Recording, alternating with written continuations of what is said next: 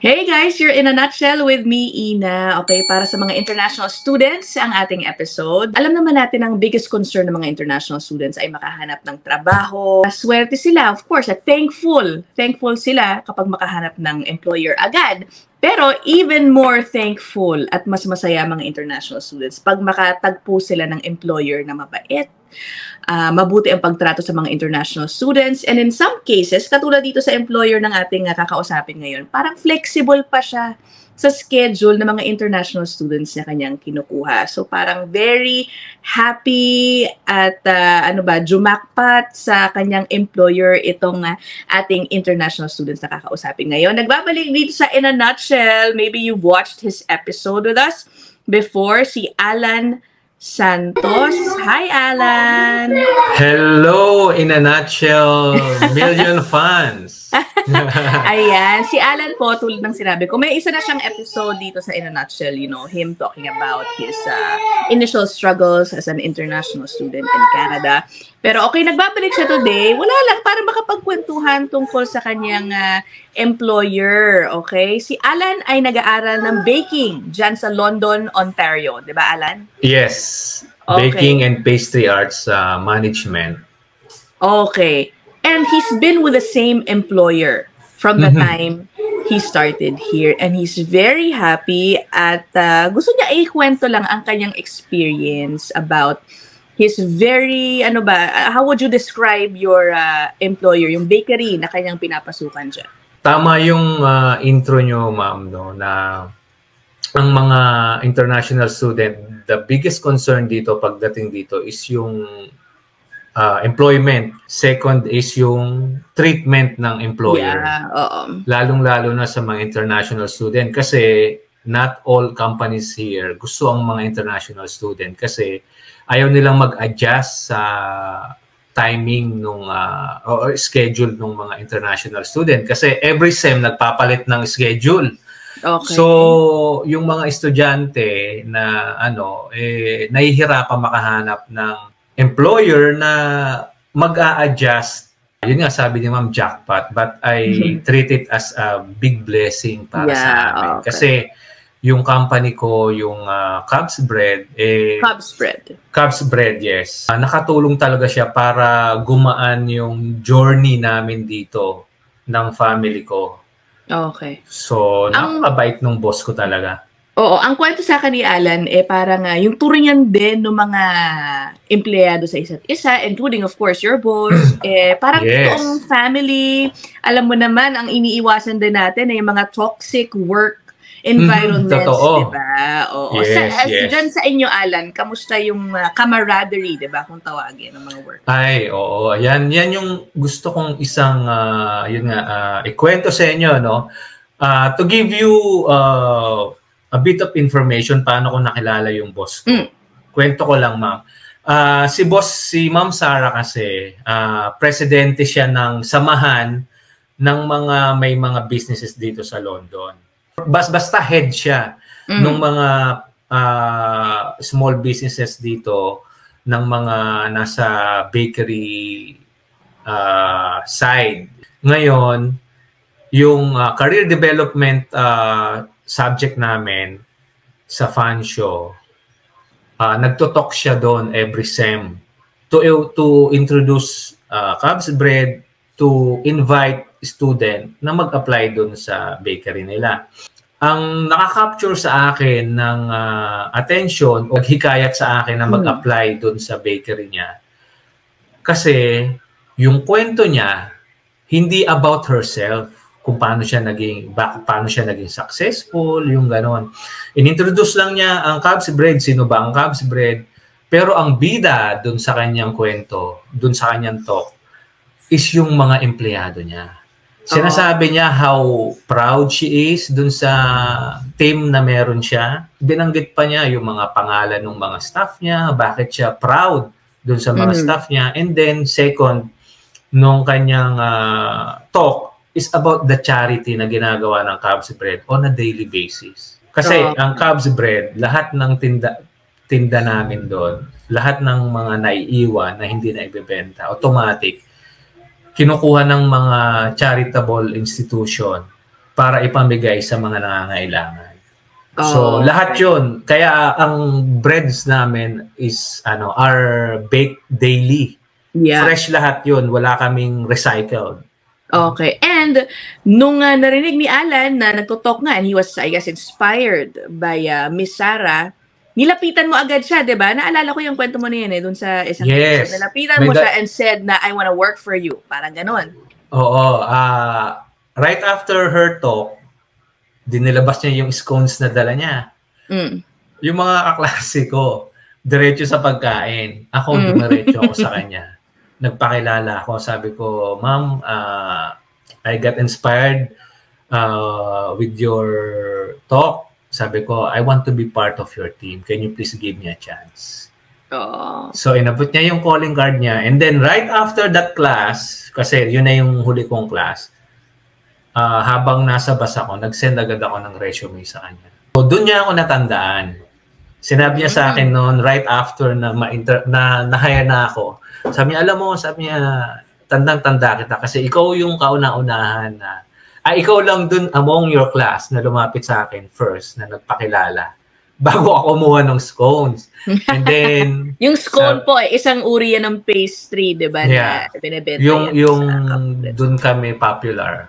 And now, how long ka na with Mag-1 year na ako, ma'am. So, kamusta? Totoo naman. Siyempre, yung kwento, yung narinig mo sa kanya na parang how she treats her employees. Kamusta yung treatment sa inyo? At meron ka ba mga kasamahan pang ibang Pilipino doon? Yes, meron. Treatment, ma'am, grabe ang treatment doon. Parang pamilya. Kung mo kasi maliit na store siya, no? Magkakakilala ang lahat. At everyday, yun at yun ang kasama mo. Kikilala nyo yung bawat isa. And then, ang kagandahan dito sa company namin, ma'am, meron kaming pinirmahan dito na anti-bullying law. Dito, kahit gaano kakagaling, tatanggalin ka. Ito, nakagawian na to sa mga company. Kapag bago ka, babalagaongin ka. Diba? Baka hindi ba? Utos-utosan ka. Parang initiation, gano'n. Oo, parang gano'n di ba? Lalo na, kumbaga, susubukan ka. Pero dito, hindi, ma'am. Hindi mo mararamdaman na gano'n kasi kahit yung mga managers dito, one of the best thing na talaga nakita ko, hindi mo nga malalaman na manager kung hindi i-introduce sa'yo na manager kasi gumagawa. Talagang hindi yung nagmamando yung manager dito. Talagang gumagawa. Nag-o-oven, nagbe-bake, talagang tumutulong kapag kailangan ng assist. Tapos, ang dito, fairness sa distribution ng task. Halimbawa, may lean time, no? In between work, may lean time Yung iba, yung mga supervisors, yung mga team leads, kung walang gagawin, nahanap ng gagawin yun. Maglilinis, mag-check ng mga kailangan i-check, yung sa dry storage, yung gano'n. Dito, mahihiya ka na magpepetics ka. Ikaw, gagawa ka rin. Tapos, dahil nga sa sobrang bait ng boss, mahihiya ka rin na magpetics.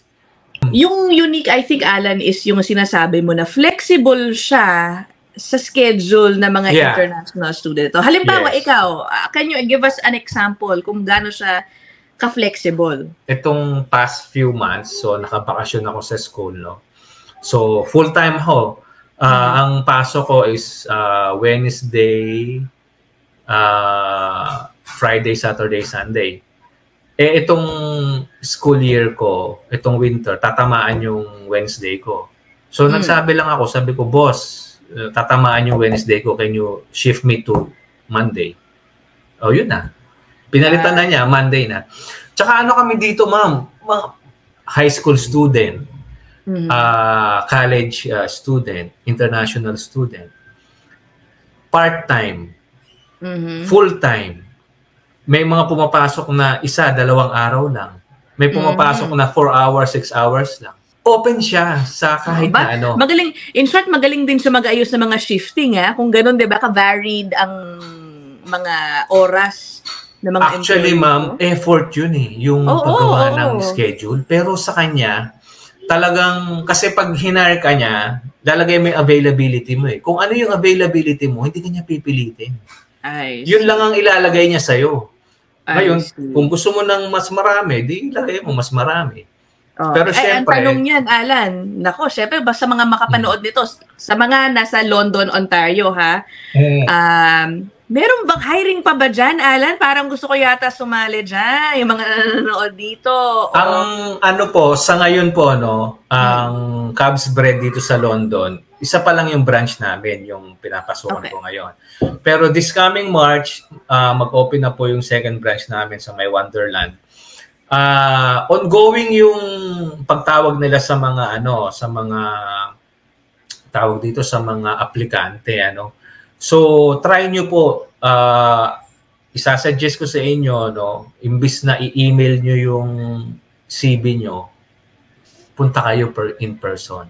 Hapon, huwag kayong pumunta ng umaga kasi busy kami. In person, syempre, makakausap nyo yung mga team leads namin na nasa harapan. At yun nga, meron daw silang upcoming branches. Who knows?